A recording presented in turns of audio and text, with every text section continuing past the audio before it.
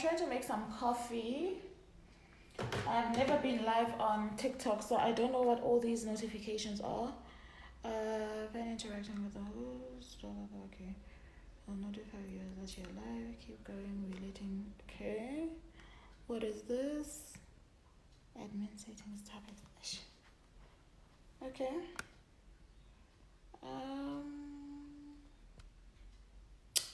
Let me see. Hey. How are you? I'm just fiddling with this because this is my first live. Just trying to see what's going on. Otherwise, how are you? Okay, I don't know, guys. Bear with me.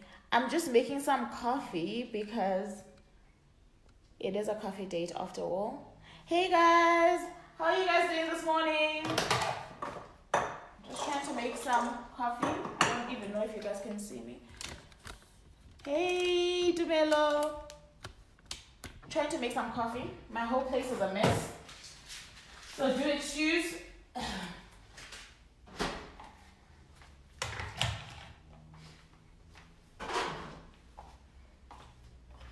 What kind of books are you guys into, if I might ask? I just put some coffee on here, hey? What do you guys read?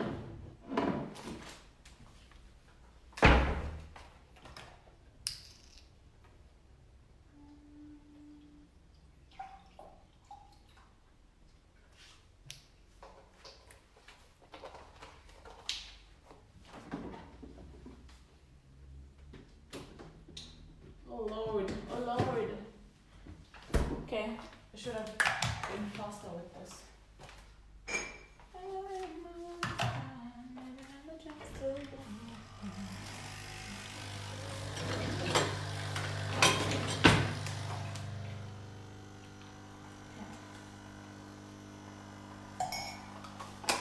Ouch. Hey guys. So like I'm saying, it's my first live and I thought I would make my coffee and then sit down. So while that's brewing, what kind of books are you guys into? What do you guys read? What do you enjoy when it comes to books? Personally, I've been fiddling a lot with the kind of genres that I'm into. For a while, all I was reading was really like YA fantasy type books. Books that people my age apparently have no business reading. But who cares? You know, reading is a leisure thing, so I really don't care. I don't prescribe what people should read. I don't think people should prescribe what I read. I know that there's a trend, or a lot of people are into, what do you call this now? Personal development type of books of late, which I struggle to get into, if I'm being honest. Most of the time, it's a very big struggle. I love fiction. I can't always relate to non-fiction. But I know that a lot of people are reading that these days. Okay, let me turn you guys around.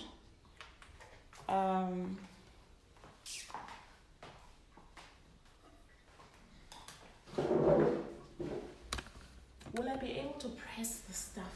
It's so far. Okay, let me do this. Excuse me, guys. Let me bring you a little bit closer. I think that's better. Anyway, so what do you guys like to read? I'm currently reading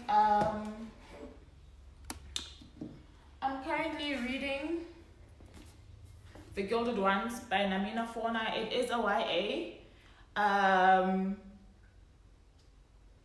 I think she's from Sierra Leone, so it's a YA from Africa. I'm only like first few pages of the book.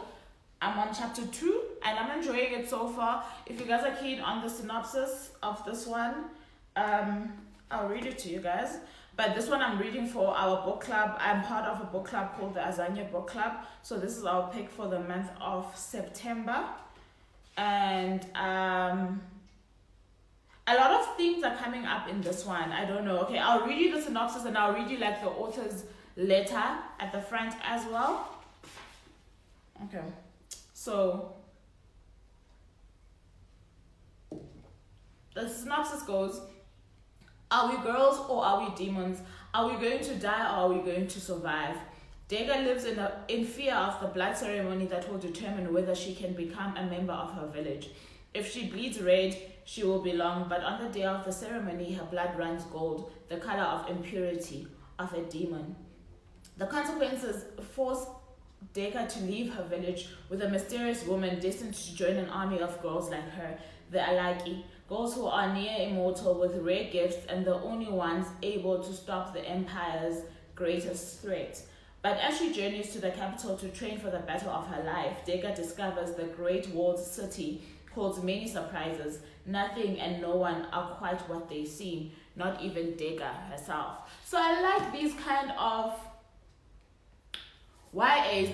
There's something about this one that reminds me of the Children of Blood and Bone series.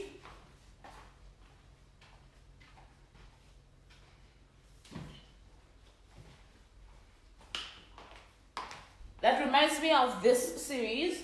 I think book 3 should be coming out soon, but this one is by Nigerian author Tomi Adeyemi. So the first one is Children of Blood and Bone, and the second one is Children of Virtue and Vengeance. So something about this really reminds me of that, but I did want to read you guys the author's note, and I have never read from Sierra Leone, so this is part of my enjoyment of discovering, I don't know if that light is glaring or not, guys, you'll let me know, of discovering authors from Africa.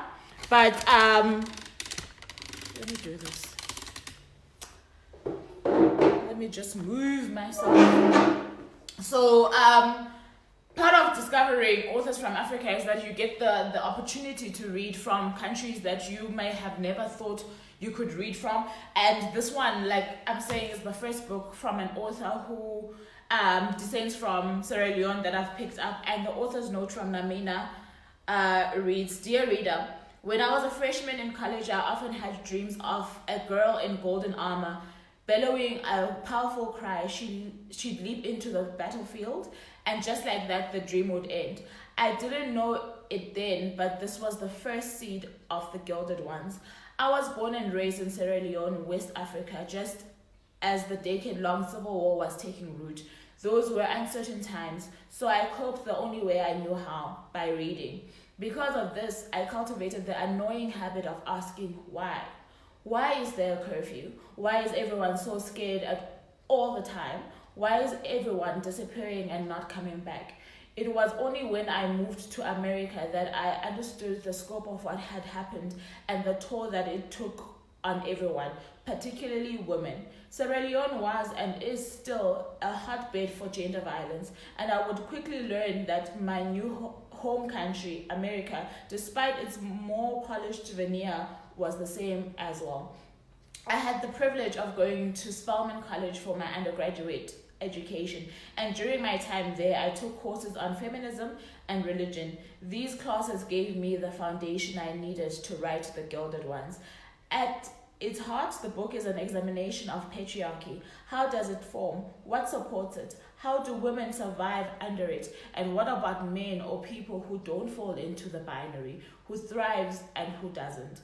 I hope I've done a good job answering these questions, and failing that, I hope I've told a good story, one filled with relatable heroes and familiar stakes.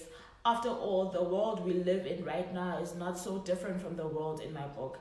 These are dire times, times that call for heroes. In The Gilded Ones, I hope I've created heroes that can be all of us. To every person reading this book, know that you are the hero of your own story. You can make things happen and you can change the world. Choose to change the world for good. To all my teen readers, because this is YA, right? It's targeted at teenagers. Know that this is a world I've created for you.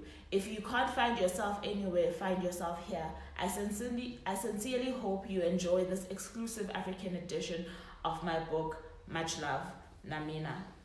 And this, I've already picked up, like I'm saying at the start, that she is definitely tackling issues of patriarchy, because at the start we go through this the build up to this purity ceremony or a ritual, right? And the only people who are tested for whether or not they are pure are women. So the way that the test goes, she plays a lot with the colors gold and red at the beginning. So if your blood, like it was saying, bleeds gold, then you are impure, and if your blood bleeds red, then you are pure. The impure get shunned from their community, they become outcasts, etc., like the synopsis showed. So these themes, like I'm saying, are similar to the themes that I feel Toby Adeyemi I would say uncovers or is also curious about in these books. This is a series, obviously, so in the series Children of Blood and Bone, I will read you, if I can, yes, the synopsis to these two so that you can see the similarities as well. I wonder if they're not published by the same. No, this one is published by US Born. This one is published by Pan Macmillan, I want to say. Yes, Pan Macmillan. So Children of Blood and Bone, they killed my mother, they took our magic, they tried to bury us, now we rise. Zeli remembers when the soul of Orisha hummed with magic, when different clans ruled, burners igniting flames, tiders beckoning waves, and Zeli's Reaper mother summoning forth souls. But everything changed the night magic disappeared. Under the orders of a ruthless king, anyone with powers was targeted and killed, leaving Zeli without a mother and her people without hope. Only a few people remain with the power to use magic, and they must stay hidden. Zeli is one such person. Now she has a chance to bring back magic to her people and strike against the monarchy. With the help of a rogue princess, Zeli must learn to harness her power and outrun the crown prince, who is hell-bent on eradicating magic for good. Danger lurks on Orisha, where strange creatures prowl and vengeful spirits wait in the waters. Yet the greatest danger may be Zeli herself, as she struggles to come to terms with the strength of her magic and her growing feelings for an enemy. Sorry, I'm getting distracted because I wanted to say that I think these ones were built on at the very start of Black Lives Matter, I want to say, because I think she's Nigerian based in America as well. Yes. So I think this was sparked by the whole Black Lives Matter movement. I want to see when this was first published. 2018.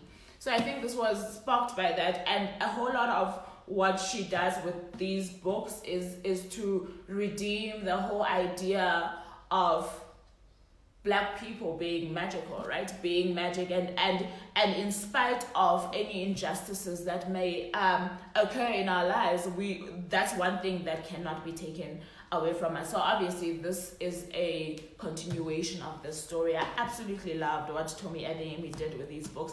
My favorite is the first book. The second book was not so great for me, but the most writing from Nigeria, you will find that I absolutely enjoy. Good morning. So what are you guys reading? What kind of books do you like to read? So I just wanted to introduce the fact that these were the kind of books that I was reading for a very long time, and not necessarily, like when I'm saying fantasy, YA, etc., it was not necessarily from the continent, but the ones that I am discovering from the continent are definitely stealing my heart, so I am enjoying those. What do you guys enjoy to read?